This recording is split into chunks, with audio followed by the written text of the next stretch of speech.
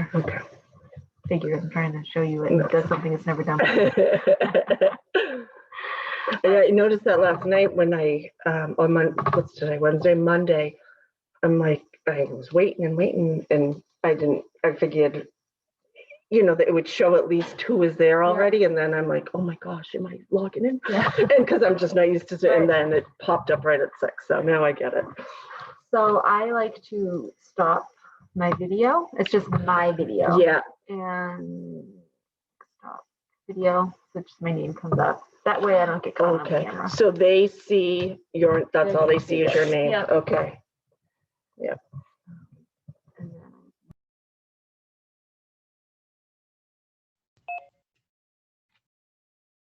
Hi, Grace. hi Val, How are you? how are you? Good. I have Sherry with me Hi, tonight. Val. Oh, Sherry. How are you? So I could say hi?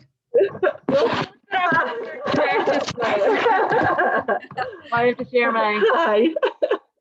Oh, there we are. How are you? Are Yeah. you two partners in crime or what? I'm learning to be one. You're doing a great job on the minutes. Thank you. Thank you. Yep. Some Well, good it's teachers, Been a Grace. good and- month. Very happy. That's great. I think the last time I saw you, I was buying Sean Nolan a gift card at your Card, yeah. And before that was breakfast when you could sit at the counter. the good old days. That seems like so long ago.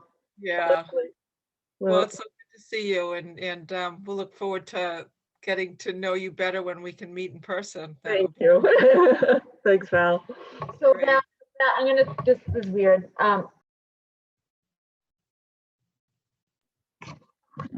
Okay. How you do? Oh, come on. So I distract my, it's distracting to see yourself while you're talking. So with that motion, let me find it.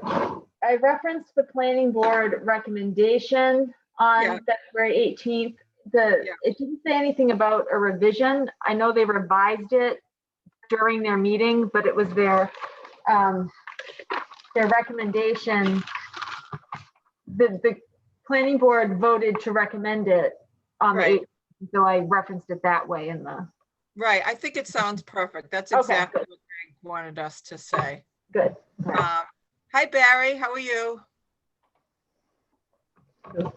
Hi, Val. Okay, how's everybody? How's Grace? Everybody- Um, Mary, I have Hopefully we're, Sherry with me tonight. hopefully this evening is gonna be a little bit more. You have what?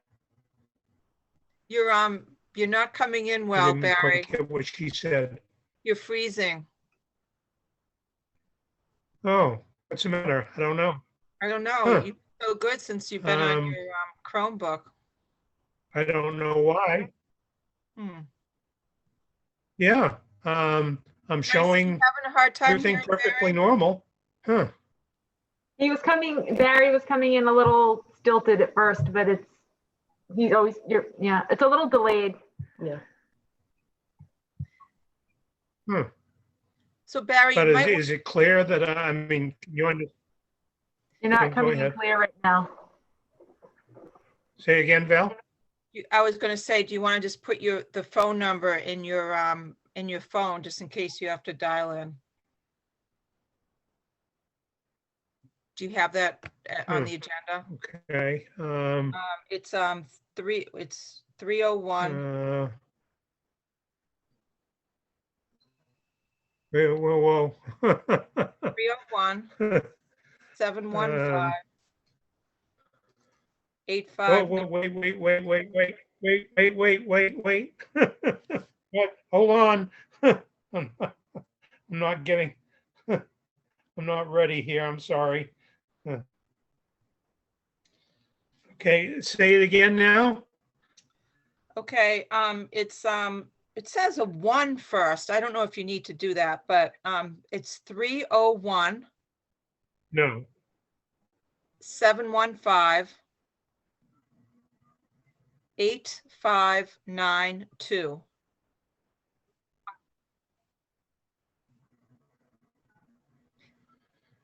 Okay. In the meeting, Um, the I meeting have it. ID, can I just give you the meeting ID and you can write it down? Oh. Yeah, hold on, I gotta get a place to.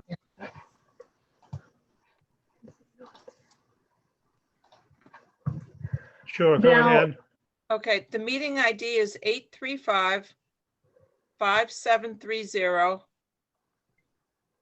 835-530-3482. You notice that from that? Let me read it back to you. Yep. 835-573-03482. That's correct. Grace, were you going to say something? I was going to say something. When I opened this meeting, it actually launched the meeting. So you are in broadcast mode right now. No Okay. one's here, but we do have, actually Betsy's here, Cardarelli. Okay, But we are broadcasting right now. Sorry about that. okay, that's great. Not a problem. We have 5 minutes to go.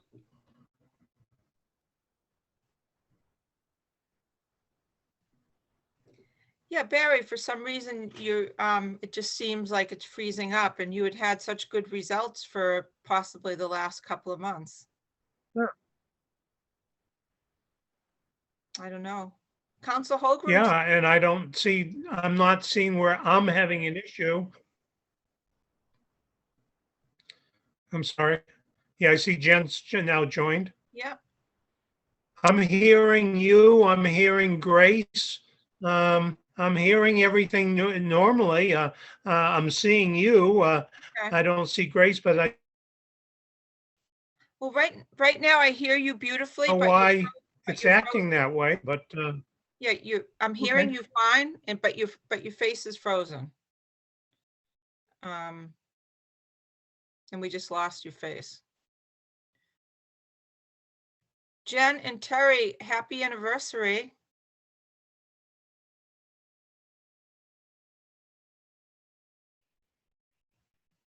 Can you hear me?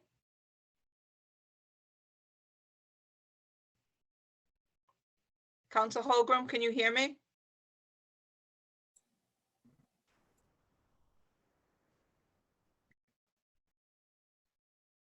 Can you all hear me? Grace? Yes, I can hear you fine. Okay. Jen's video says she's connecting to audio. Okay. Hi, guys. I am And I having see some Greg- technical I see difficulties. Greg's Hello. on. Hello. I'm just connecting. Jen, we're actually broadcasting right now. I had technical difficulties on my end as well. So we're live at this moment. The meeting has not started, but it's being broadcast. Thank you very much, Grace. How's Jen? everybody?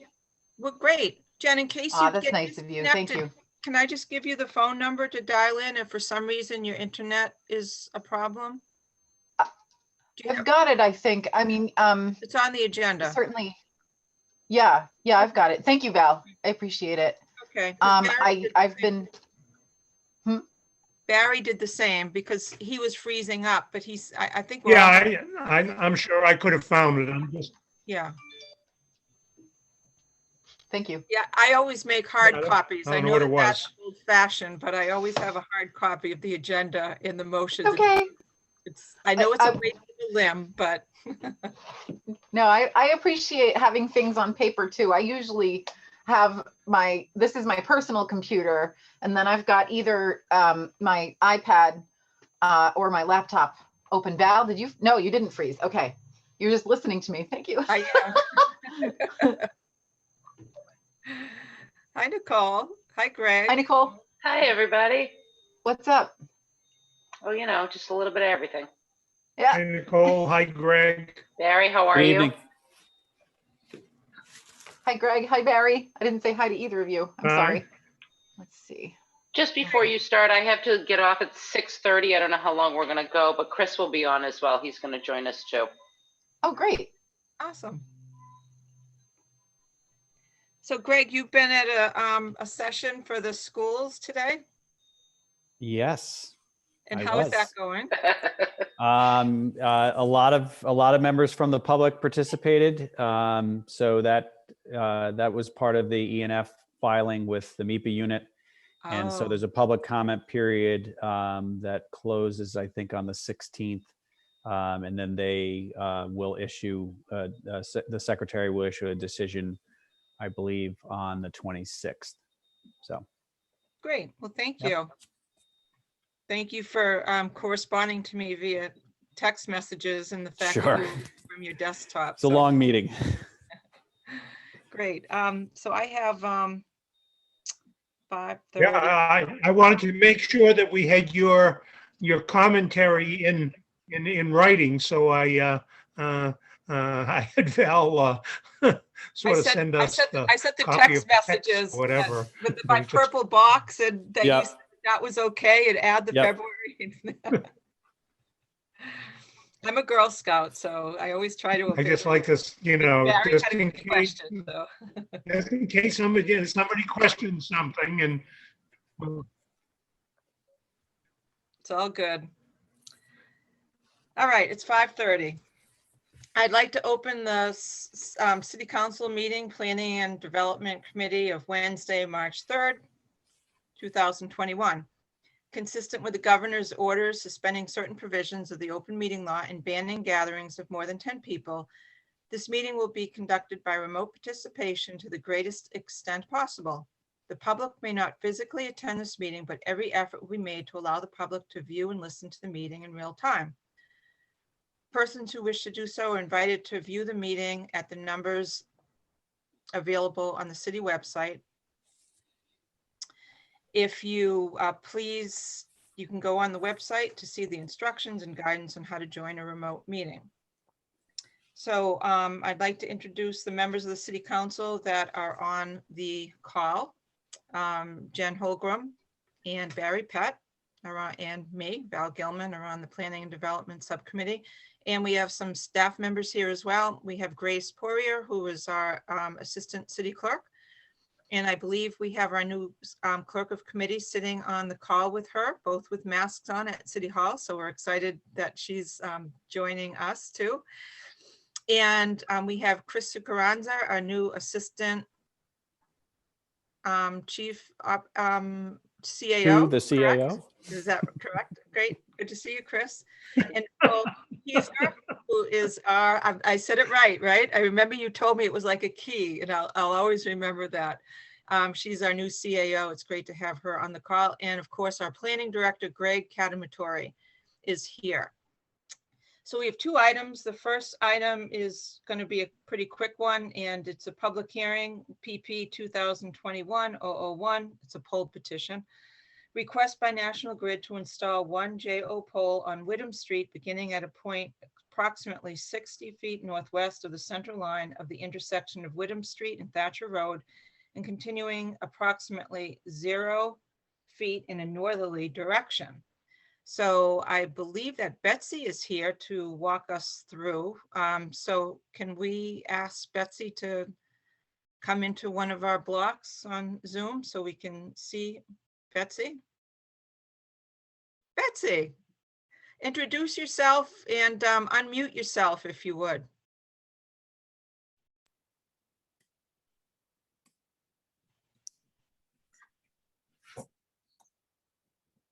You're unmuted. Sorry, I'm having some technical difficulties. There I you are. apologize. Isn't it I'm in good when you can see people during a pandemic? I know. I'm in a different office, so I was kind of scrambling to get myself set up somewhere else. Great. Thank you so much. Elizabeth Cottarelli, representing National Grid, 44 River Street, Beverly, Mass. The petition that we are requesting today is for a pole set. Can you just hold on a second? Sure. Hold on a sec. I need to officially open the public hearing. So Oh, sure. bang Sorry. my gavel. Let's open the public hearing and let's hear from the applicant. Thank you. Ready? Yes, thank you.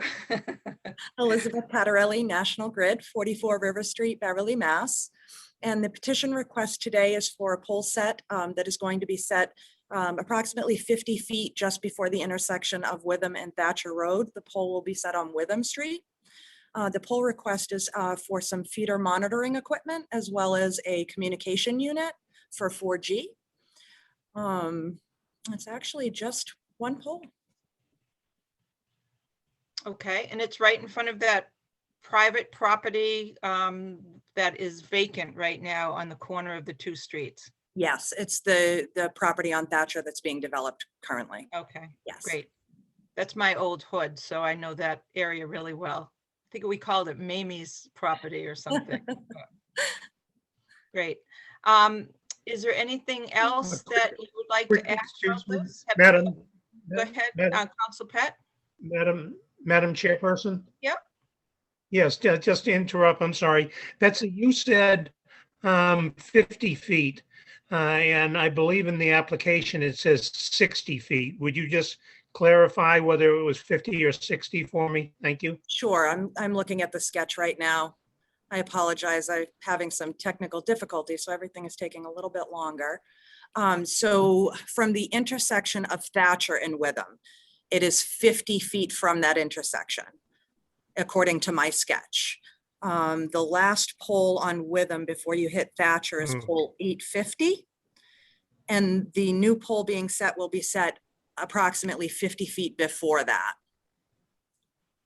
Okay, so that's what Okay, the feet is. That's Madam in front of- Chairperson, then when we make the motion, would you please clarify the difference between the 60 and the 50? Are you seeing 50 or We 60 have on that? 50 on sketch? No. our motion template, but we'll make sure it says 50. Thank you, Barry. Yeah, that's all. I'm just trying to correct that in that sense. The diagrams look correct at 50, but I'm just saying that's what we have in our, what's in front of us says 60 feet. So I just wanted to Right, the make sure when we agenda, make the Betsy, motion that we, clarify or change the template or whatever. right, the agenda says 60, so we will know you'd like us to modify that to 50, and that's consistent with the diagram, correct? Okay, sounds good. Thank you for bringing that up, Council Pat. Have you notified the abutters? Have we? Yeah, We don't notify anybody of any work until it's been approved during these Okay. hearings. okay, And the construction actually shouldn't affect anybody. It's going to be set in an area that's open. The construction entrances to Thatcher and the new development are on the Thatcher side, not on the Witham side. So we Okay. shouldn't have any issues with notifications out there. There shouldn't be Madam any Chair. messages or anything. okay, great. Madam Chair, Yes, go ahead, Graves. the city clerk's office notifies the abutters and they were notified on February 16th. Okay, great, thank you. We haven't had a poll petition in about 2 or 3 months, so thank you. I know. Is there anything else you'd like to add before I ask if anyone else has something to say in favor? Okay, is there any members of the public that would like to speak in support? Are there any members? Let me just see who's on the Madam call. Chair, John McCarthy is here. Oh, Just great. FYI. Thank you, Yep. Counselor Thank you. Holgram. So we have 6 members of the public that are on the call, including at-large Counselor John McCarthy. So thank you, Counselor. Anyone else like to speak in Yeah, favor? would you, person? Go ahead, Counselor Pat.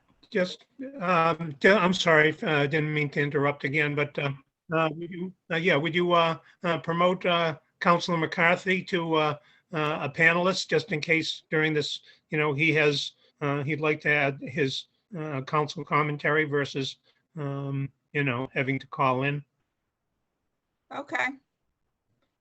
You can bring him in, and I see Jill Cahill here as well, so we should probably bring her in for the next item that's on the agenda. I don't see Councilor McCarthy. He dropped off. Okay, Oh. okay. Anyone else like to speak in support of this poll petition on the call? Anyone else like to speak in opposition to the poll petition? I see none. Is there any communications? Grace, our Assistant City Clerk? We received one communication, and that was from from Mike Hale, the DPW director, in favor of the petition. Okay, would you read it so we can have it in the record? Thank you. Yes. He says, "Counselors, the Department of Public Works has reviewed the above-mentioned application by Massachusetts Electric Company doing business as National Grid and Verizon New England, Inc., requesting permission to locate poles, wires, and fixtures, including the necessary sustaining and protecting fixtures along and across the following public way: Witham Street, National Grid to install one JO pole on Witham Street, beginning at a point approximately 60 feet northwest of the center line of the intersection of Witham Street and Thatcher Road, and continuing approximately 0 feet in a northerly direction, installing one new P850-50 between P850 and P851 on Witham Street with feeder monitor, 4G communication unit, and new ground rod. Also for permission to lay and maintain underground laterals, cables, and wires in the above or intersecting public ways for the purpose of making connections with such poles and buildings as each of the said petitioners may desire for distributing purposes. In an attempt to maintain the quality of city roadways, the Department of Public Works requests the following be required of the applicant. 1. Notification to the Department of Public Works 72 hours in advance of the proposed work. A construction schedule will be prepared by the applicant for review and acceptance by the Department of Public Works. Proposed excavation may only occur during accepted road opening and construction season, March 15th through November 15th. 3. In the absence of a detailed construction plan, the Department of Public Works requests all proposed conduits and appurtenances shall be placed so as to cause minimum conflict with existing underground utility services. 4. All excavations must be secured at all times. 5.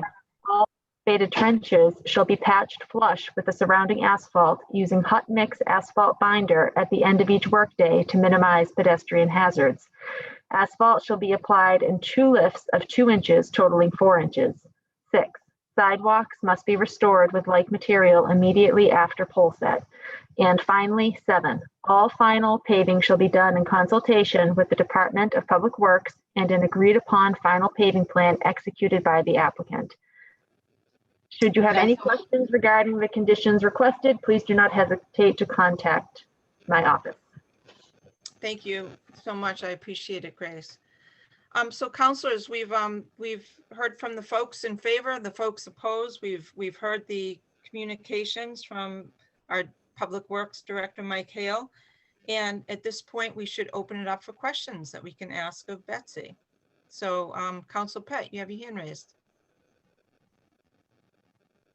Go ahead, Council. Yes, just I don't have any more questions of Betsy, but I wanted to make sure you note that Councilor McCarthy and O'Hara are on the call, so we now have a quorum present. Thank you, Council Pett. Appreciate that. Council Holgram, do you have any questions? No. Okay. Thank you very much. And let me just clarify one more time together that this is 50 feet, not 60, and that we're going to change the motion to be consistent with Betsy's plan. Is that correct? Yes. Okay. Just want to make sure. It's no one's living at the property, but we want to make sure from the permitting standpoint. Okay. So I will close the public hearing. And I will ask Council Holgram, would you move the motion, please? Yes. Request by National Grid to install, oh, I'm sorry, yep.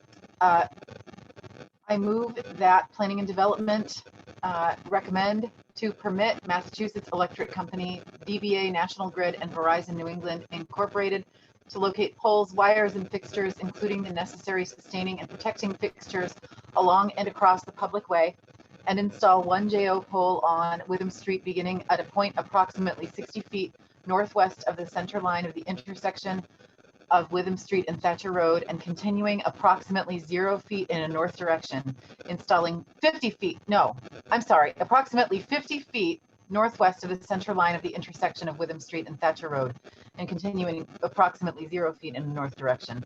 Installing one new P80-50 between P80-50 and P851 on Witham Street with feeder monitor 4G communication unit and new ground rod as shown on a plan included in the application dated October 14th, 2020 with the following conditions. May I move further that we waive the reading of the conditions? And I apologize, we discussed this. This is why reading things on paper is better. No, I Okay, I support that, and I'm sure Council Pett does as well, because Grace articulated those conditions perfectly off of very, Yes. so Mike perfectly. Hale's document. So yes. Thank And you moved the motion, Council Pett, Council Yes, Holgram. second. Okay, so it was And I- moved by and I Council second. Holgram, and it's seconded by Council Pett. Is there a discussion, councilors? Should we vote to remove the numbered items? Or is that okay, what we I did? think you said 50 in the motion, so I think we're okay. No, but I mean, the conditions, that's what I mean. Oh, yes, we did. Well, we We don't, moved it, I guess, if you want to do a roll call for that, that's okay. So let's, please. so Council Holgram, you've made a motion to waive the reading of the conditions. Council Pett, you second it? Yes, I second it. Is a roll call to waive the reading the 7 conditions. Council Holgram, Yes, Council Pett, Yes, Council Gilman, yes. thank you, Okay. guys. And Okay, now we're ready, to move the motion for the entire special council permit. So Council Holgram, do you want to make that motion? I so move. Council Pett? she did. Okay. I Second? second. Okay, is there a discussion? Okay, thank you. Let's vote. Council Holgram, Yes. Council Pett, Yes, thank you, Betsy. Council Thank you, Gilman, Betsy. yes. Thank you, Betsy. It's nice to have you here. Thank Good you to so see you. much. Have a wonderful night. You too. And your Thanks. team our best. Thank you. Next order of business is something very exciting that we've been waiting to hear about. It is RZ 2021, amending the GZO Section 5.11 exclusionary housing requirement in accordance with GZO Section 1.11.2, Section A. This has been continued from February 3rd, 2021. We're really excited about this. I know Council Holgram has been on this team, so we're excited that she's on this P&D group to be the recipient of hearing about this first. And I will turn it over to Greg Catamatori. Greg, if there's anyone that's here that's on your team that you want to recognize that's listening in terms of attendees, please do. And we'll let you have the floor. Thank you. Sure. Just looking at the attendee list, I see Sunny Robinson, Ruth Pino, and Amanda Nash, who have all participated in the working group, the Housing Production Plan Working Group that helped develop some of the preliminary proposals that are now making their way towards zoning amendments. Also, Planning Board member Jane Remsen is also on the call. I'm not sure who CK is. So that's what I can see from the listing of who's participated, as well as you see Jill Cahill is also as a panelist. Great. So I can, if you'd like, if I can share my screen. That's Calvin Klein. I'm sorry. What is that, Barry? I can- just said that CK was Calvin Klein. Oh, well, that's So good. if you'd like, I can provide a brief presentation, something similar to what I provided to the planning board at their public hearing that was held on February 18th, and also was in some ways a subset of the presentation that I provided at the initiation of the proposed amendment to 511. I'd love you to do that. This is Okay. really important. We've been waiting for this for some time and we're excited about it. So, Okay, I'm going to share so my take it screen. away. And can everybody see that okay? Yes. Okay, so here we are, March 3rd. Greg Cavatori, Planning Director for the minutes. And this is an outline of the proposed amendments to Section 511 inclusionary housing requirements. And one of the things that I thought it was important for the planning board members, members of the public to understand, we're just kind of a little bit of a brief discussion about affordability. And we've been talking about it quite a bit since the development of the housing production plan, but it means different things for different people. And the ordinance, as it is a regulation, is related to other regulatory standards that are out there. And what it all stems initially is from a HUD standard. HUD, Housing and Urban Development, is the one that sets the jurisdiction and the statistics that really define affordability in the eyes of the state, and also in the eyes of the 40B legislation and projects that might come forward as a 40B project. So Gloucester is included with about 100 other communities in a very broad metropolitan statistical area that is what the median income calculation that follows through with the development of what affordability means in terms of sales prices and rents comes from. So the area median income for that larger area, including Boston, is currently at around $119,000. And the last statistic I saw for Gloucester, which was probably a 2020 number, our median income is around 65. So there's a there's a big difference, and it has implications for really what gets created as affordable housing in Gloucester, even under our current ordinance and even under the proposed. So the term affordable is a home purchase or a rental unit that would be available to households making 80% of that area median income. So there's a calculation based on your income. You should be spending no more than 30% of your income on housing.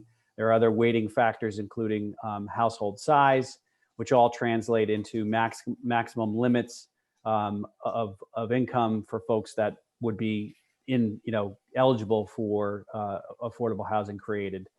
So the table below gives you a sense of what that translation of the median income of 119,000, that 80% of that adjusted for household size. And we've seen some of these numbers in probably marketing material for some of the units that have been created in the area, or frankly, anywhere on the North Shore, because again, we're all in that larger statistical area. So a single person would have a maximum income of $67,000, two-person household, 77, and so on. And these may look like, you look at it, the 80% AMI for this larger area is greater than our median income in Gloucester. So that's part of the disparity, and really what the working group and born out of the strategies from the housing production plan wants to try to address by these amendments. And so below, again, this is a kind of a translation of those income levels as what it would mean for a marketed fair market, and I put that in air quotes, rents. So these are what is termed affordable rent by HUD standard based on those statistics of income. So a studio would have a maximum allowed rent of $1,715, a one-bedroom $1,900, a two-bedroom $2,300, and so on. So that's the challenge when we've had projects that either, again, have been created under our own ordinance or have been required through a 40B process. I think there's been some shock of what those rents have been, again, because they're all pointing back to that nearly $120,000 median income statistic that these are all being based upon. So can I just pause for a second before you go Sure. on? So we only have 9 slides. So I'm wondering, without objection, Council Holgram and Pat, maybe we can pause after each slide and ask Greg any questions that we might have, if that makes sense to you. Would that be okay? That's fine with me as long as it works for That Greg. does. Yeah. does- Okay. Great. That's Yeah, fine if works you'd for like me. to do it that way. Sure. Okay, and I also like to welcome Counselor O'Hara as well to the call. So any questions, Counselor Pat or Holgram, on this particular slide? No? Any other counselors wish to ask any questions? Members of the public, questions? Okay, I would just like to make one comment, and Greg, maybe you could just elaborate a little bit. You had told us about a month ago when we were having a conversation about this, that you were on a team that was looking at that the complexity of the being affiliated with the Metropolitan Statistical Area. Could you just explain to us a little bit what that team was? Because that was kind of exciting, because we look So- at that as a glitch right now in the legitimacy of these numbers for that 80% rule. So just, could you just explain that to us again? Because I was Sure. impressed that you were talking about Yep. that. So again, this is something that I think there's been this disparity between many of the communities in the region. If you run the statistics for the individual community, they might have, again, a great difference between the median income for the larger region versus the individual community. Some of them are on par. We obviously have a very diverse North Shore region with smaller towns with higher median income, and then some small cities that have a lower median income. And so it's really the challenge is we're in this large area that the statistics are created around, and it's kind of a one size has to fit all.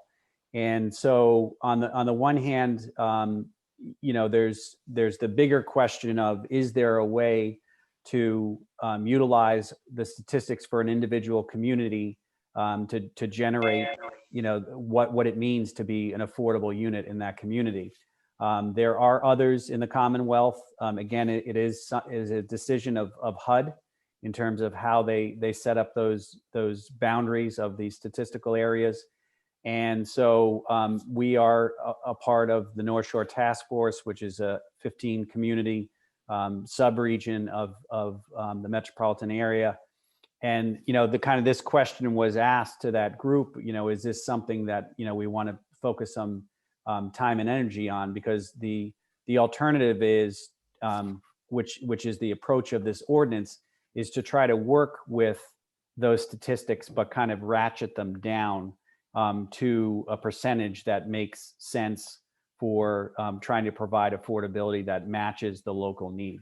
So as I'll go further in the presentation, I talk about that 60% AMI target, which obviously the table doesn't show it on this slide, but those income levels will be somewhere between that 44.8 and 67.4 for the individual.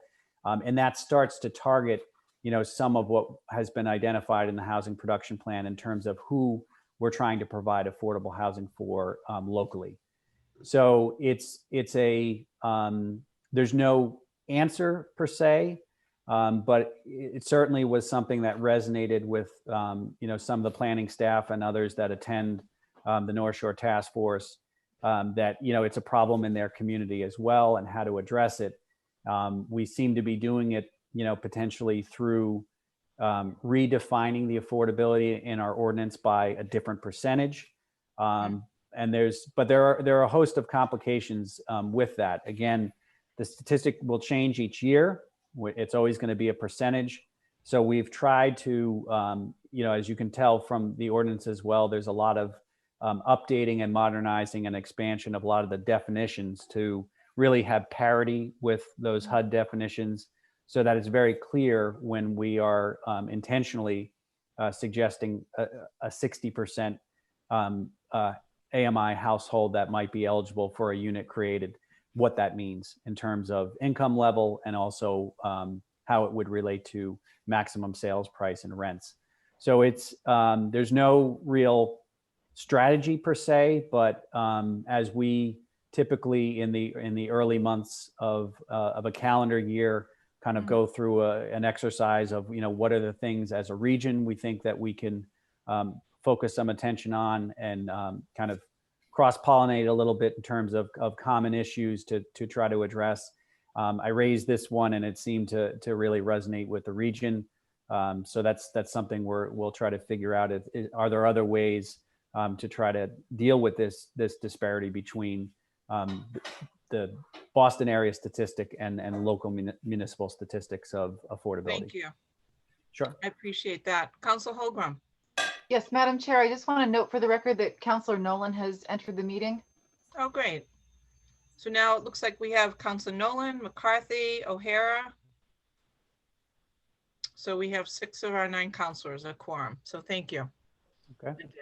Thank you. I'll move on. All right. Yes, thank you. So also just to give a snapshot of where we are in terms of community and providing affordable housing within the community.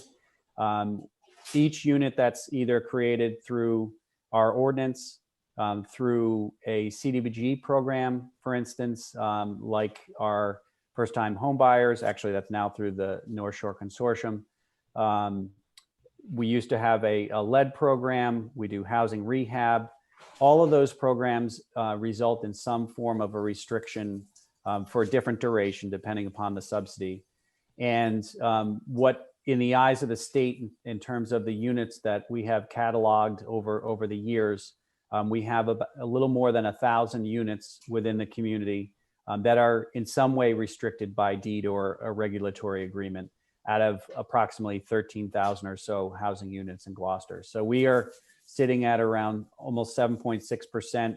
That number will go up a little bit because of the production over the last 2 years with projects that are coming online and some of those that are in the pipeline as well. So that's kind of where we sit. Again, the state's goal is 10% in each community. We may have more affordability than is represented in that inventory. But again, it has to have some form of a deed restriction in order to be placed on that subsidized housing inventory. Also to just provide some real world examples of how those income levels and rents translate to some of the projects that are either under construction right now, coming online shortly, or that have been permitted. The Halyard Apartments at the former Fuller site, there's 30 units that are proposed in that development. And again, they will meet the standard of the current ordinance at 80%, being available to households making 80% of the area median income, again, adjusted for household size. Harbor Village, again, under construction, 30 units downtown at 206 Main Street. They have units with deeper subsidies that they've infused into the project financing. So they will be available to households earning between 60 and some down to 30% AMI. And then finally, the recent activity of the Zoning Board of Appeals approving the redevelopment of the downtown Y at 71 Middle Street for 44 units of senior affordable housing. Those also will be available at 60 to 30% area median income households. Great. Any So I'll questions pause about there. these? Council Pat, unmute yourself. Great. Thank you. Yeah, just a quick question, Greg. I know it's not I don't think it's part of the presentation, but are any of them the units at Halyard, Harbor Village, or the proposed senior units at the current Y, are they slotted for, are any of them slotted for veterans, to your knowledge? Yes, so I believe both the Harbor Village and the Middle Street project had a local preference and a veteran preference as well. How that will result in the lottery is up to the applicants that will come forward. I can say with more certainty with Harbor Village, because they are much further along in the process. They've already have an established regulatory agreement and are in the process of tenanting that project. The Middle Street project, again, this is something that when there is, both of those examples are 40B projects, there is a need for the city to interact with DHCD at the time of the final regulatory agreement and putting forward the preferences that have been identified in the permitting process, and then also demonstrating the need in order for those to be included in the marketing and also lotteries associated with those. So both of those projects, the Zoning Board of Appeals did place the veteran preference in their decision, and that has been relayed to DHCD as well. Great. And the senior units at 71 Middle Street, is it 62.5? I believe that's the qualifying age. I'd have to, you know, sometimes things mean different things. We have an ordinance that has certain provisions for what we term senior or elderly housing. I believe that that 62 is probably the age. Okay, great. Any council questions on this slide? Councilors that are sitting in and listening? I see no hands raised, so Okay. continue, Greg. So also thought it was important, and I think if folks followed the Harbor Village permitting process, they did a tremendous job of educating folks on who actually are the individuals that might be eligible for units in that project. And so I just thought it would be helpful to kind of see, these are from the Bureau of Labor Statistics for Massachusetts. And if you look at categories of types of jobs that have a median income, and so we're talking a lot of medians tonight. But for each of these job classifications, the median income for that job class is $67,000, for example. So I thought it was interesting to provide some of the types of jobs that somebody would be making an income that would be eligible at that 80% level for the region, and units that would be created either under our current ordinance or under a 40B process. So they include, the listing that's there. I don't have to read them all out, but examples of, a physical therapist, assistant, a paralegal, an interior designer. So those are so just to kind of make sure that people are very clear that you all know people that have these positions and probably these income levels, and these are real people that live in the community and are in need of housing. And these are the individuals that would be eligible for anything that's been created under our ordinance or created under a 40B project as of right now. And what we've kind of moved into a discussion also is a little bit of a person making a slightly lower income than that 80% AMI.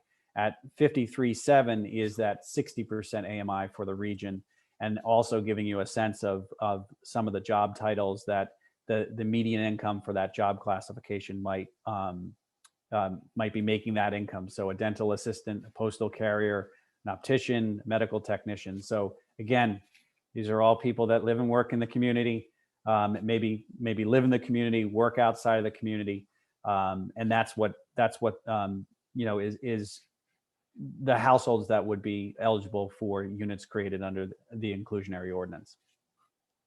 So I'll pause at that. Thank you. Any questions, counselors? Okay. No, continue. thank you. Thanks, Greg. Okay. So again, just real life examples. This kind of translates a little bit from the initial slide. This is directly from the marketing materials for the Halyard Apartments. They will have 2 studios, 12 one-bedrooms, and 16 2-bedrooms that are restricted by a regulatory agreement to be affordable to households earning 80% of the AMI. And again, so just maximum income level all the way over on the right. And these are, again, rents that are at or below the fair market rent that is calculated by HUD. So those are what you could expect to see those units being marketed at. And there is a slight escalator over time that kind of runs with inflation, but that's all controlled by the regulatory agreement associated with that project. And those those are the affordable rents, and you can also go online and look at the market rate rents, which are a few $100s higher than that. Again, I think that's a reflection of they are marketing towards this region and what they believe is something that the market will bear. And because we are in that larger area, those affordable rents seem to be, not too much lower than the market in this area. So again, that's the real crux of what we're trying to address in providing units that have some deeper affordability, maybe matched affordability for Gloucester, but a deeper affordability for the region. Great, thank you. And then next, again, this is from the marketing materials for Harbor Village, and you can see, quite a difference of the maximum rents, $1,400 or $1,440 for a 1-bedroom, $1,728 for a 2-bedroom, and just under $2,000 for a 3-bedroom.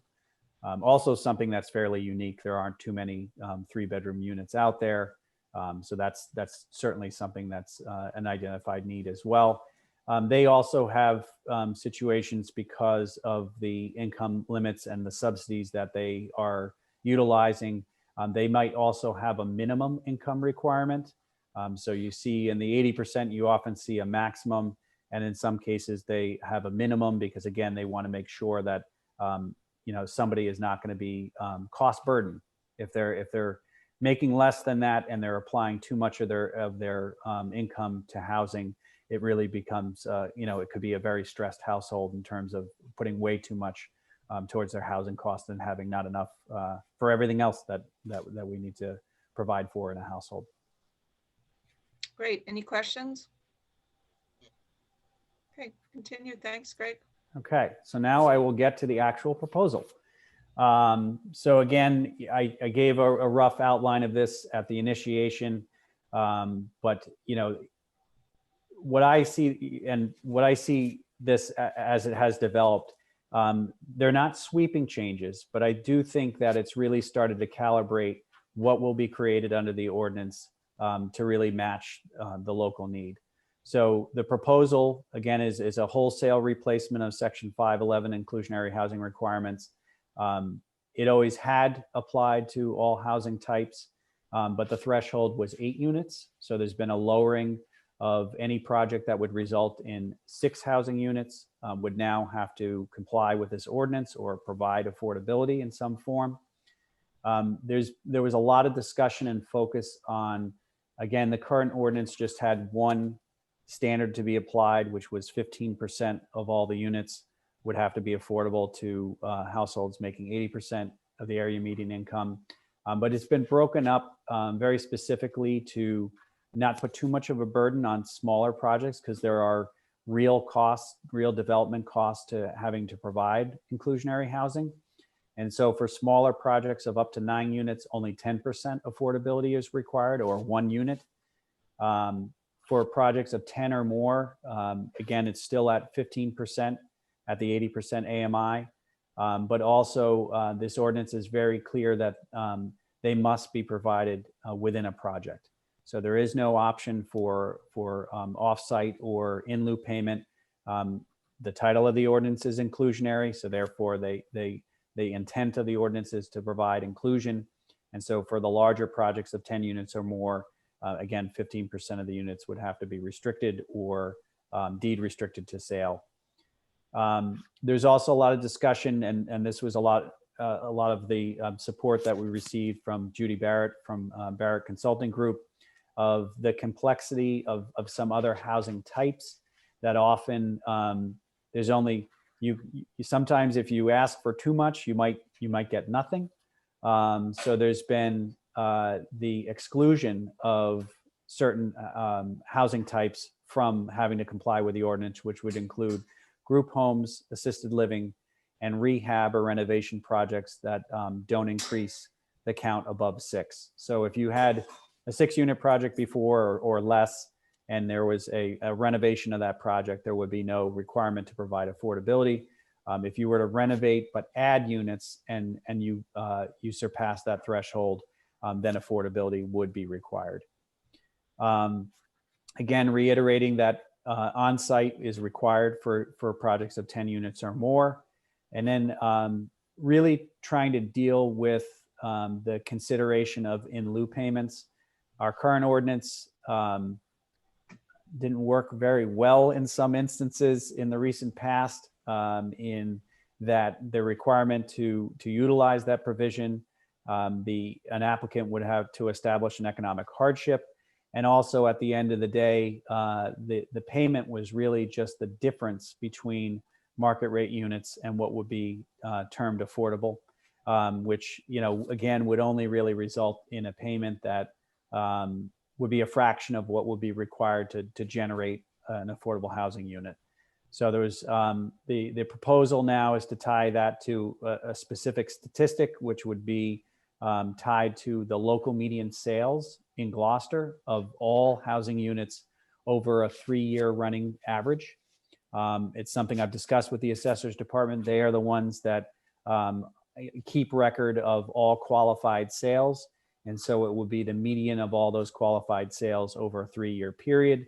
If this ordinance was enacted tomorrow and someone elected to make an in lieu payment rather than build a 1 unit in a smaller project, that number is around $400,000, which sounds like a lot. But again, the lost opportunity for a unit to be included in a project comes at the cost of trying to start to to have funding to be able to either subsidize other projects or potentially use it in other ways to try to create units at a faster pace than having nothing, or having something that really, again, is a fraction of what's required to try to provide an affordable unit.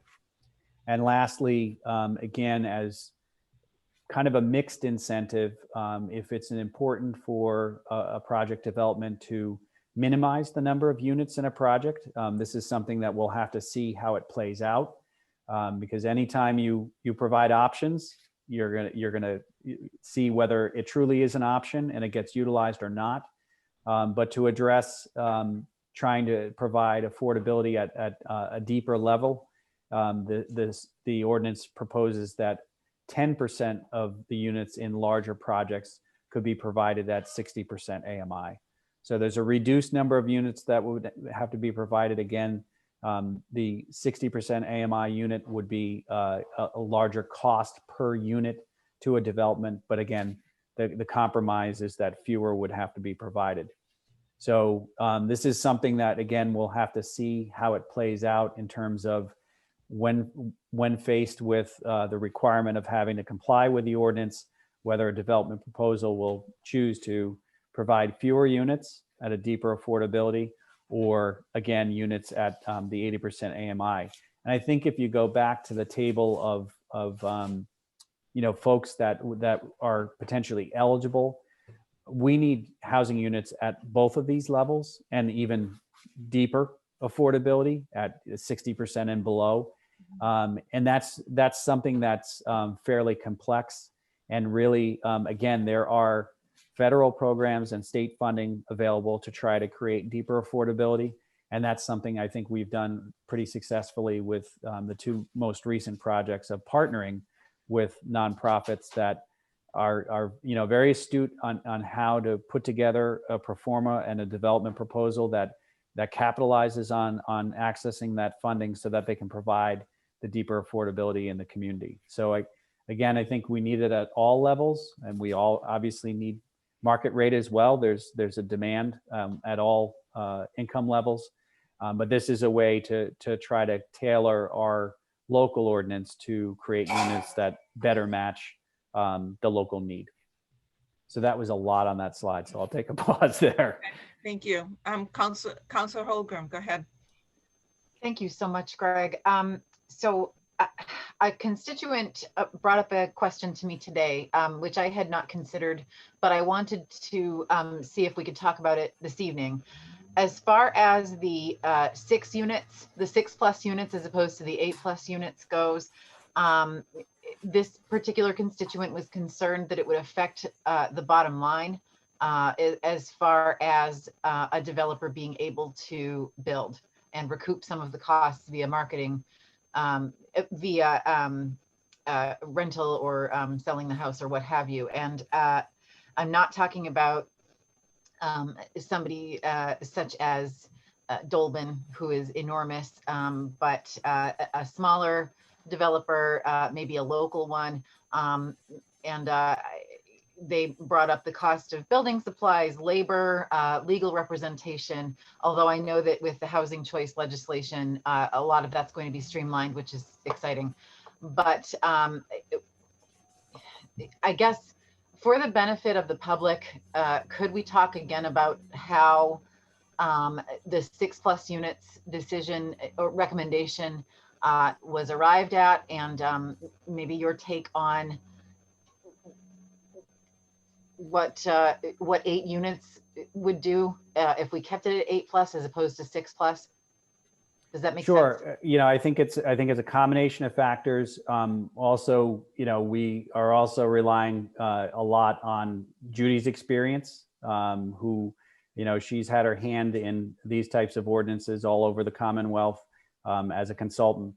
And, I think this is one of those, kind of challenging, kind of data points of trying to figure out, how much, again, how much can the market bear? What will this result? Will it result in 5-unit projects versus, does the current ordinance result at 7-unit projects? I can tell you that's a reality.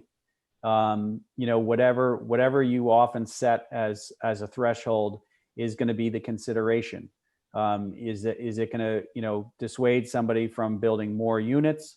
Or is it going to encourage somebody, or not necessarily encourage them, but cause them to consider increasing density because of the cost of affordability? As soon as you get to having to provide 1 at 6, does that project move up to maybe a 9-unit project, or those types of things? So I think it's very real. There wasn't a lot of feedback at the planning board public hearing, so it's good to hear these types of things. So far, we've had projects that have complied at 8 units and had requirements at 8 units. I think what Judy has seen and communities around throughout the Commonwealth are continuing to ratchet this down because it's not being provided, and it's being outpaced by market rate. So that's the challenge. I mean, we're seeing units in the condominium market. I can tell you the combination of all housing units in Gloucester over that 3-year running average again is around $400,000. So that's the median. So there's at the same time, what that looks like in terms of a distribution, half is below 400, half is above. But it may look like the half below is really all in that wheelhouse of 300,000 to 400,000, and those are smaller condominium units. And then the sky's the limit in terms of what's being provided for or created on the higher end. So it is a delicate balance. All of these things require monitoring as we see how it performs as an ordinance, the feedback from the development community as a project comes forward. Thus far, again, I think on the larger unit count, it is something that, in pre-application discussion and things that are in the pipeline, I think there's understanding of the need, and there hasn't been, feedback that said, absolutely, I'm not going to do this project because of that requirement. So, the compromise on the lower end, and whether or not it's enough of a compromise, is the in lieu payment, which again does sound like a lot of money. But if we go back also to thinking about what type of project that might be at a 6-unit project plus, we've already had the discussion about how close market rate and affordability is under the current requirements of 80% AMI. So the difference between those two is not huge. So I think that's where, the discussion led to, trying to essentially have more developments start providing for the affordability that's needed in the community. Okay, thank you very, very much. I appreciate that. And similarly, I just would follow up, from in the planning board discussion on the end, most of these projects, because of either the subdivision process that the planning board oversees or special permitting that they oversee, or when they are asked as a reviewer, are referred projects as major projects. We're all going to be having a very keen eye on how this impacts development. We'll be hearing that through proposals. We'll be seeing it through proposals. And again, I think this is an ordinance that we do have to pay particular attention to and potentially calibrate to make sure that we're getting the outcomes that we hope to. Great. Thank you. Thank you. Any other questions from counselors? All right, Greg, continue. Okay. Looks like Councilor Nolan has one. Oh, Councilor Nolan. Councilor Nolan. A small question. Greg, you've done a great job with this, as always, with everything you do.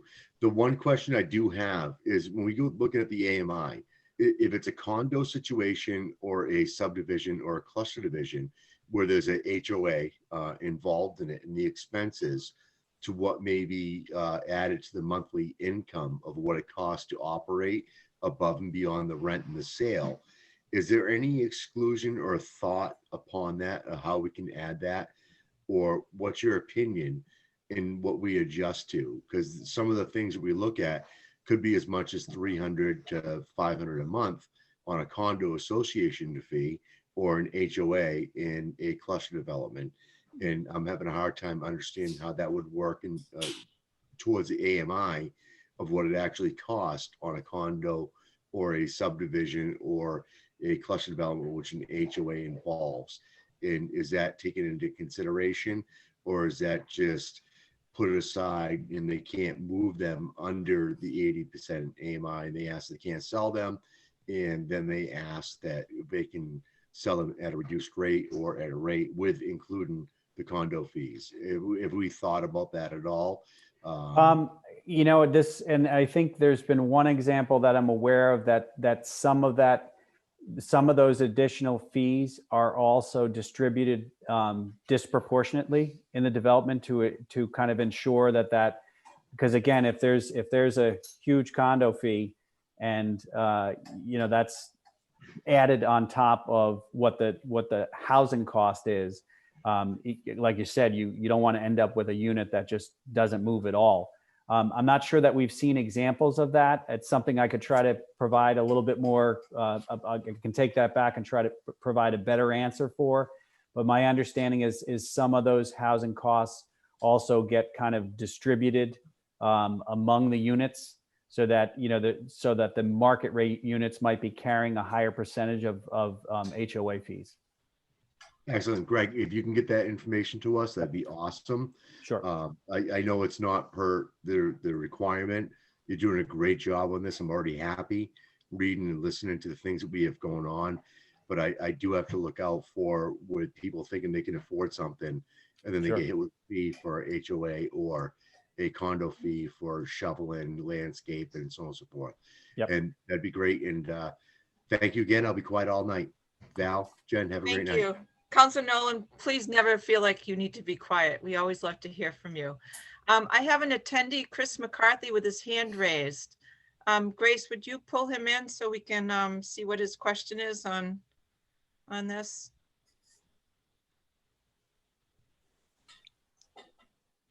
Hello? Hi, Chris. Would you introduce yourself and ask your question? Thank you for being here. Sure. Can you see me on the screen? I guess I'm there. It's Chris McCarthy. I live at 166 Bray Street. I just wanted to get a clarification. Probably this is a question for Greg. Is there an option, the way that I'm looking at the current proposal, is there an option to possibly go with 10% at the 60% AMI? Or are you requiring 10 units at the 60% and 10 units at the 80%? I didn't quite understand. Sure. Yeah, so that is an option. So it's either 50% at 80 or 60% at 10%. Okay, If there's a mix of the two, that's also a possibility. okay, gotcha. Yeah. So it's provided so that it's either fewer units at the deeper affordability or 15% at 80. You got it, 15% at the 60, or I got you, 50%, Yep. 15% at the 80 or 60%. Gotcha. Okay. so Correct. Yep. I misinterpreted when I first looked at it through, I got late to the last. Okay. And my next understanding. slide is a little bit more of a summary, so that might help. Thank you very much. Great. Thank you, Chris, for participating. Thank you. Go ahead, Greg. Thank you. Okay, so now I just kind of did a side by side again to really highlight how the existing ordinance differs from the proposed. Our current threshold again is 8. It would be reduced to 6. The current ordinance just has a flat 15% affordability applying to all projects. This again has a tiered approach based on unit count in a project, with 10% for projects of 6 to 9. They also again could provide an in lieu payment instead. 15% for projects of 10 units or more at 80, or 10% of projects of 10 or more at 60% AMI. Fractions in the current ordinance do not round up to another unit needing to be provided until 3/4 of a fraction. The current ordinance now rounds up any fraction. So again, that will be likely one of those things that may result in the density of a project as proposed. As you approach needing to provide an additional unit, someone may choose to not go any higher because of the requirement, or once they surpass that requirement of providing an additional unit, they may add units to a project to accommodate that cost. The current ordinance, the in lieu payment requires the demonstration of an economic hardship. Again, now it's something that can be elected for those smaller projects. They get to choose whether they provide or make an in lieu payment. Payments in the current ordinance were only the difference between market rate units and affordable units, again, providing a fairly small number per unit. And then the current, again, is going to be tied to a median sale price. The existing applies to all housing types. The proposed is to exclude certain housing types, including assisted living and group homes. And again, there's a lot of expansion of definition to, if there's any term in the ordinance that people are unfamiliar with, they have a pretty good glossary of terms in the beginning of the ordinance. So that is what I have for you. And again, just to reiterate that the planning board held its public hearing on the 18th and received a lot of public testimony, all of which was positive. Also with some commentary and suggestion, a couple of suggestions for the ordinance as well. The planning board accepted some of those in the revised draft that you have now in front of you, that's dated the same date, the 18th. They really were some changes to the numbering and lettering in the section. There was some formatting that got lost over the many months and many drafts of this proposal. And there was also a suggestion to make a cross-reference to a section of the ordinance that we have for assisted living residences, which has also been included. So it's primarily in the same form that it was when it was initiated by the planning board back in December and presented to you in January, other than those minor edits. Great. Thank you so much, Greg. That was very informative. So let's open this up for any additional council questions, and then we can open it up to the folks that are listening in for questions. Questions, Council Holgram, Pat? I don't have any questions, but Greg, I want to thank you again, and also the planning board who reviewed this all exhaustively, and the Housing Production Plan Implementation Committee in the very beginning. There are just so many people to thank who got us even this far. That's all. Thank you. Thank you, Counselor. Counselor Pett, do you have questions about the overall presentation? Yeah, yes, and yeah, not a question. Again, just a comment and a thank you for Greg for all the work and Councilor Holmgren on this and the team, all the people. There's a lot of attendees at this evening's meeting that need to be thanked as well. And rather than go through them all, I just like to say thank you. This is all so much needed and appreciated in the community. So I've got just a couple of questions.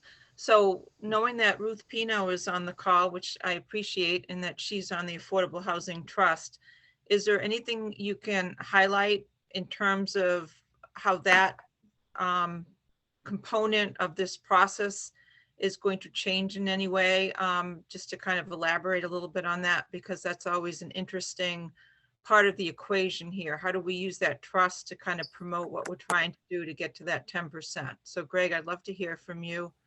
And oh, good, Ruth has raised her hand too, which is awesome. And so is Chris McCarthy. So let's start with asking Greg to answer that, and then we'll get to any other questions.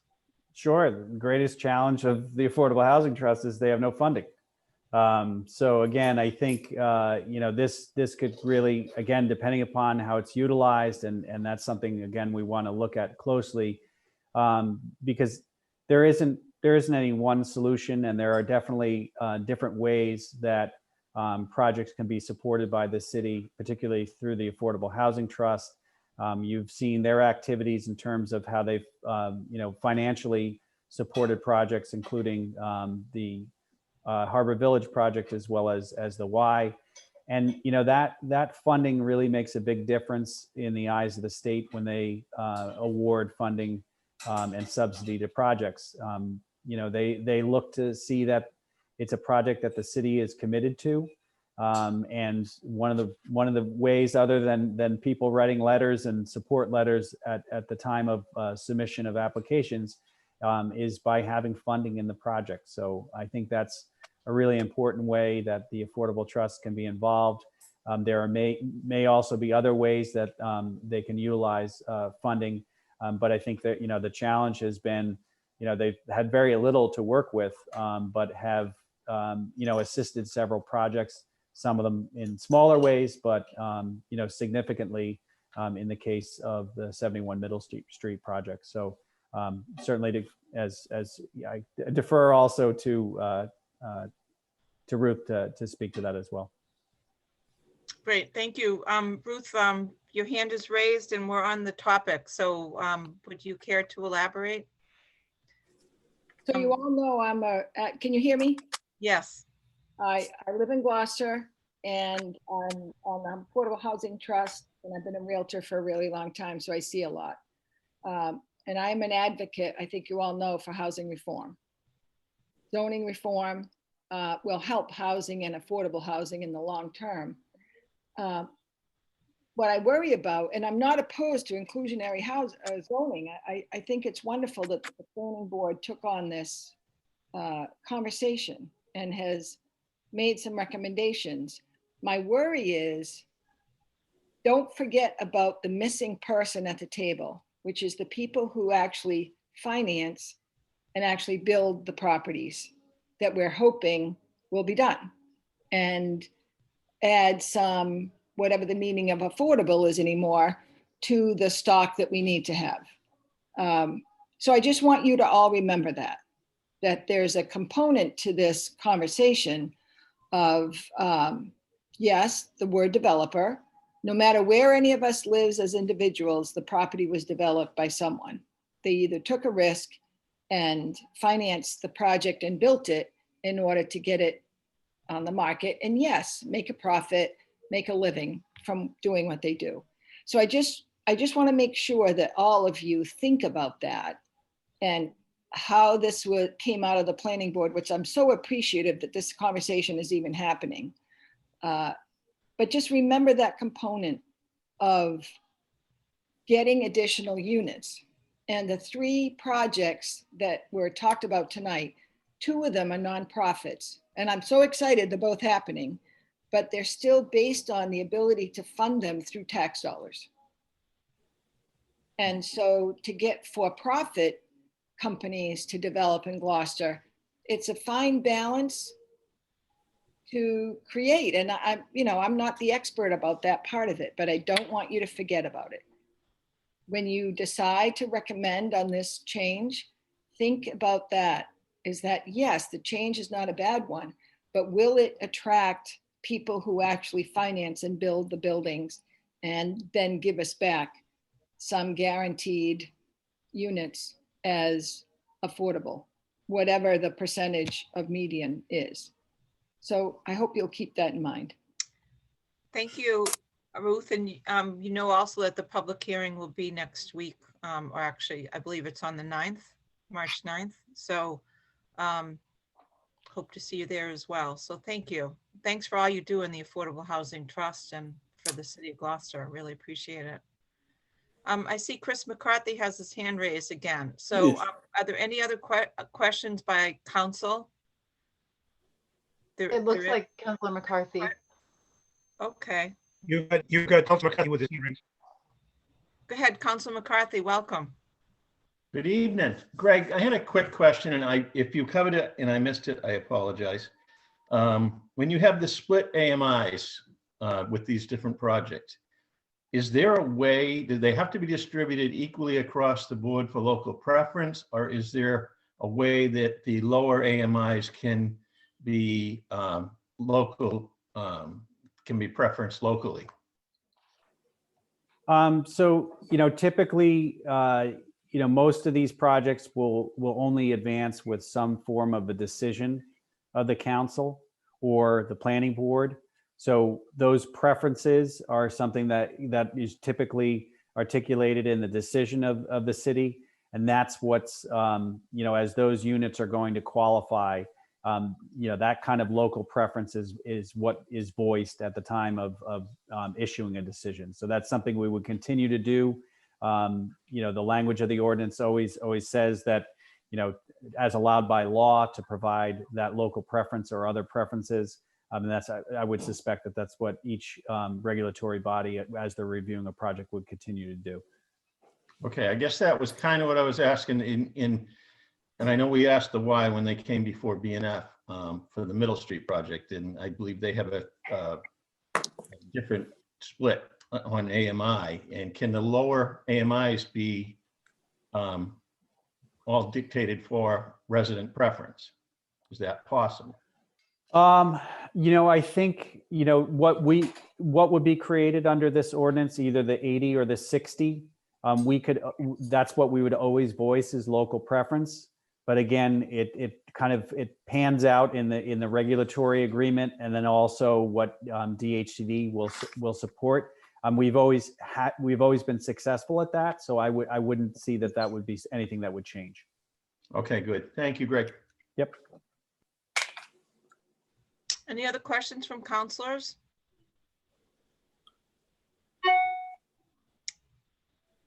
Okay, I've got a question and then we'll go to open it up for any other questions.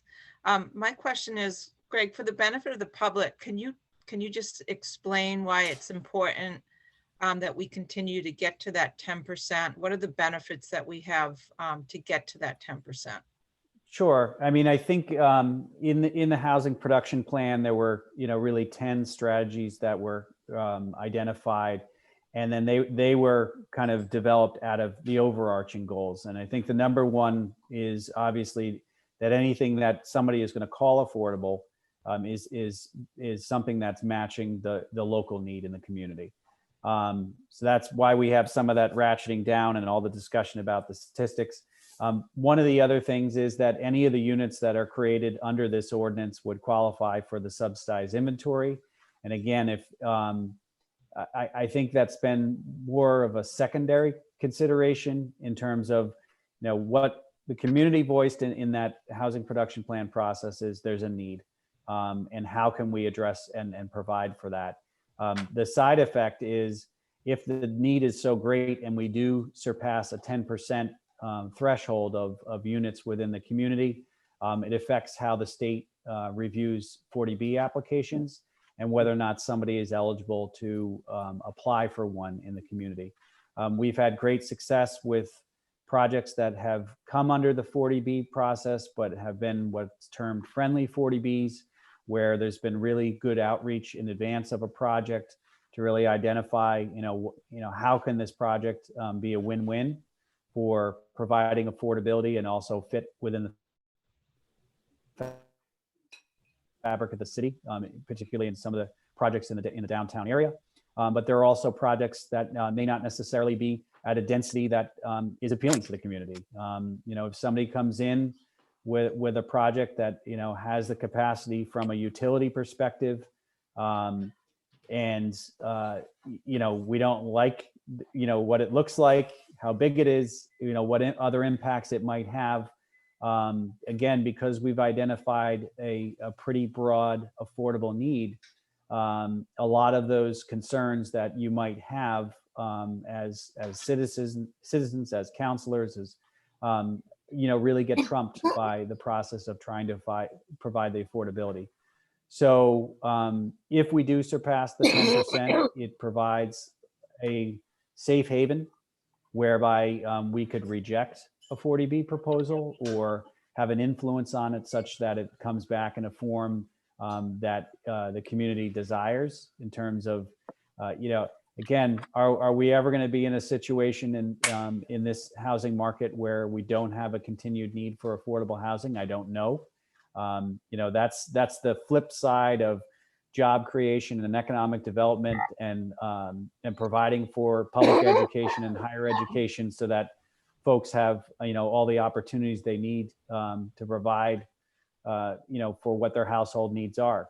So that's the side effect is if we do surpass that, we have a lot more local control over how housing develops in the community because the 40B option would be limited at that point.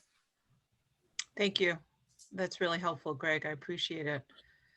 Let's, I see a hand raised by Chris McCarthy. So Chris, would you reintroduce yourself and ask your question? Thank you. Sure. Chris McCarthy. Thank you very much, Greg. I appreciate giving options is very helpful. And I'm looking at a project that over in Magnolia, and being able to target different options is very helpful. I wanted to sort of two-part question. How are you looking at dealing with building off-site units? Is that still something that is going to be an option in the cluster zoning?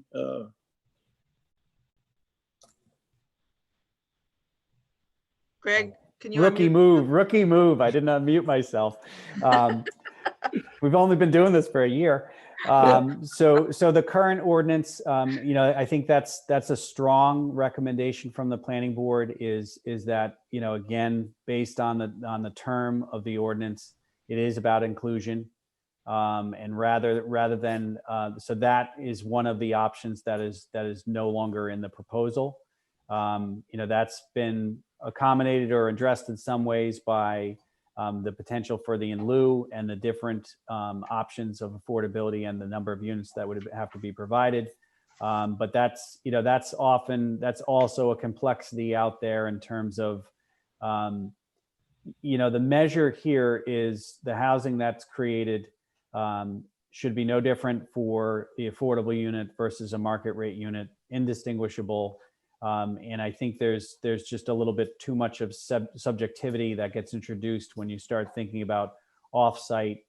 So for, again, this iteration of the ordinance, the proposal is to remove the offsite. Okay, because am I still on? Go ahead. You can, okay. You can ask a follow-up, Chris. I mean, I just wanted to give one scenario that might occur if you can do offsite and you're able Pardon me. It needs to be a question. Oh, sorry. Okay. I'm sorry to through the chair.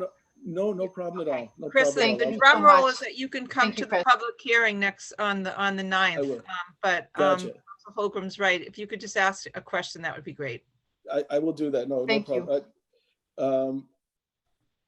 Obviously, I'd like to see potential for off-site creativity. I would wondering if there's any option to be able to, at the 60% AMI, be able to create more than 10%, possibly 15%,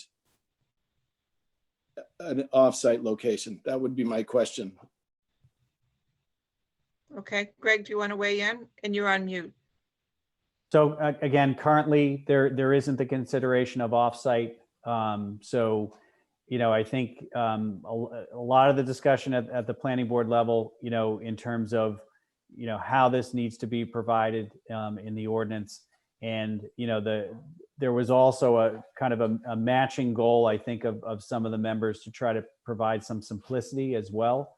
You know, there were iterations that had things like, and there are ordinances out there in other communities of, you know, leaving it up to the granting authority to determine.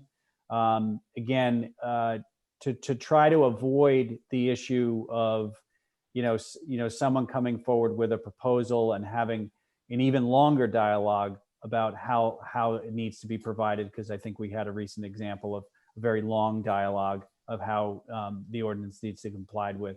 You know, the approach was to keep it simpler, very defined. You know, these categories again have been broken out, and as of now, this is what's been recommended by the planning board. Great, thank you, Greg. Thank you. Okay, Thank you. so are we ready to get to the next step? Counselors? Oh, Counselor Nolan. I just want to add that 10% is a number derived by the state.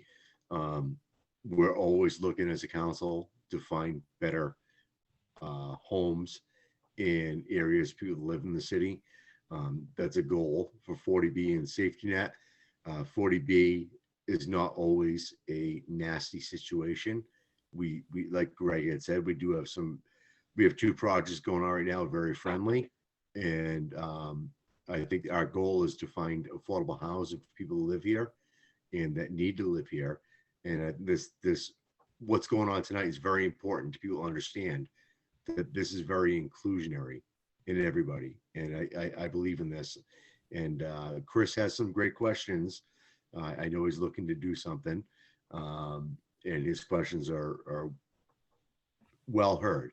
But I think that what it's in front of the planning development and the planning board tonight is good for the city of Gloucester. And I just want to thank you all for your work. Thank you, Counselor. And don't mean to deliberate, because I'm not. I don't have my gavel, Counselor Nolan, so.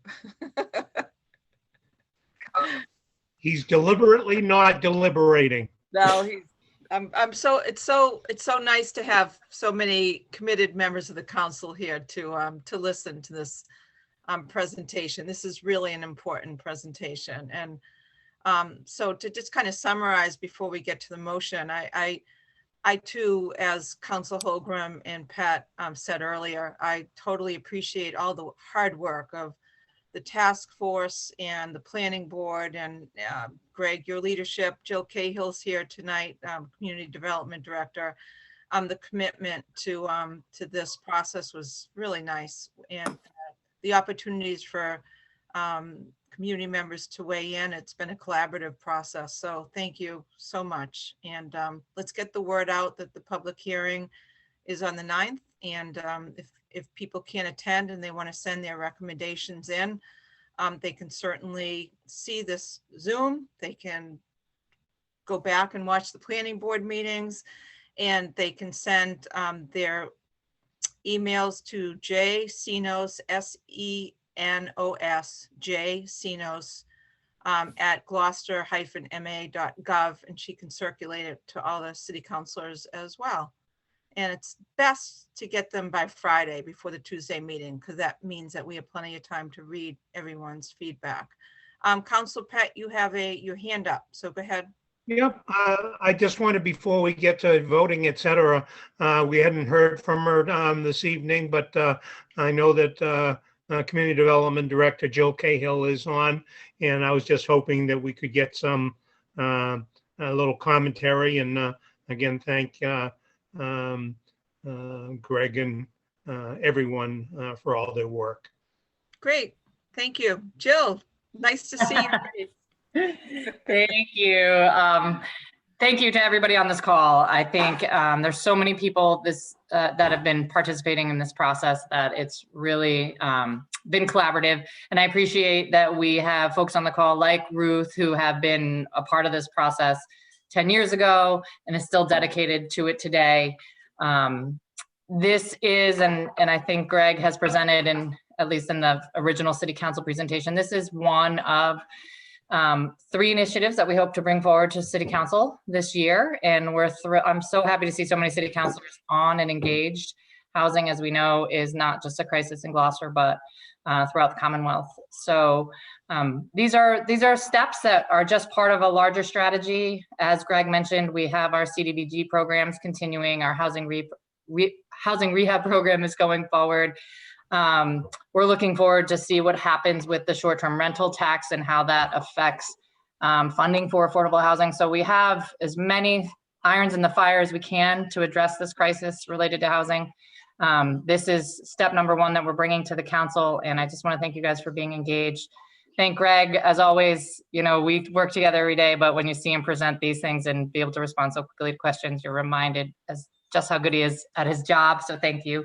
And the planning board members too. The planning board members from the subcommittee were really dedicated to this. And I think Jen attended a lot of those meetings. You know, they really dug in and they really got close to this and learned about it. So hopefully this is a step in the right direction. I think it is.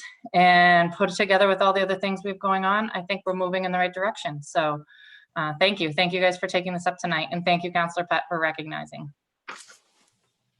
Great, thank you, Jill. I'm so glad that you're here. So because we don't really have a red line version of this, all these amendments in front of us, what we did was we kind of pulled out the 4 of the key major amendments that we're making, and we're going to add that onto the body of the motion. So I just wanted to explain that, and it came right off of Greg's document in summarizing what they are, because we want the public to kind of understand what those major deliverables are, but we really go to the actual amended version of the document, which is cited. So I just wanted to mention that. So if there are no further questions right now, so I'll ask Council Holgram, would you have the pleasure of reading the most updated motion? That would be great. Thank you. Nothing would make me happier. This is the highlight of my year, and I am not kidding. This is so exciting. Okay, I move that the Planning and Development Committee vote to recommend that the City Council accept the proposed amendments to the Gloucester Zoning Ordinance, Section 5.11, inclusionary housing requirements, as recommended by the Planning Board on February 18th, 2021, and as included in the Planning Board memo dated February 24th, 2021, to the City Council and attached hereto by incorporation and reference. The main revisions include lowering the project threshold of applicability from the current 8 units to 6 units, providing clear definition of the number of units to be provided based on project size, providing an in lieu payment option for smaller projects, and providing an incentive to create units available to lower income households. These revisions are accompanied by an expansion of defined terms to make it clear what the ordinances require and what an applicant needs to consider in project development. And I so move. Great, thank you. And you so move? She moved it. Second. Sorry. I second. Okay, we have a Council Holgram moved it and Barry Pett seconded it. Is there discussion, councilors? I have a lot to think about with respect to the 6 versus 8 units. I can see the risks and benefits of both. I may offer an amendment I'll think about it over the weekend at the public hearing. I haven't decided yet. With every decision that we make, it's sort of, it leads us down one path or another. But at this time, I'm going to vote in favor of this as it is, as it was moved. Thank you, Counselor. Counselor Pat.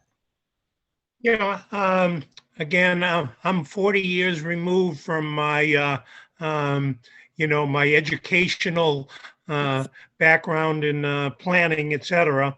And I am going to rely on the hard work of the Housing Trust, the planner, the community development director, the entire the planning board, et cetera. And I'm sure there are some tweaks that need to be made. And even after, and if this gets approved by the entire council, that doesn't mean that those changes and tweaks can't be made, moving forward. So I will be supporting this tonight and most likely supporting it next week. Great, thank you, Counselor Pat. And I too will be supporting this. I love the dialogue. I love the tough questions. That's what this is all about. So much appreciated. And Greg, a salute to you for a job well done. Well, I also would just, I have to say that, we wouldn't be here also without the support of the mayor. She attended the planning board hearings as they kind of developed this.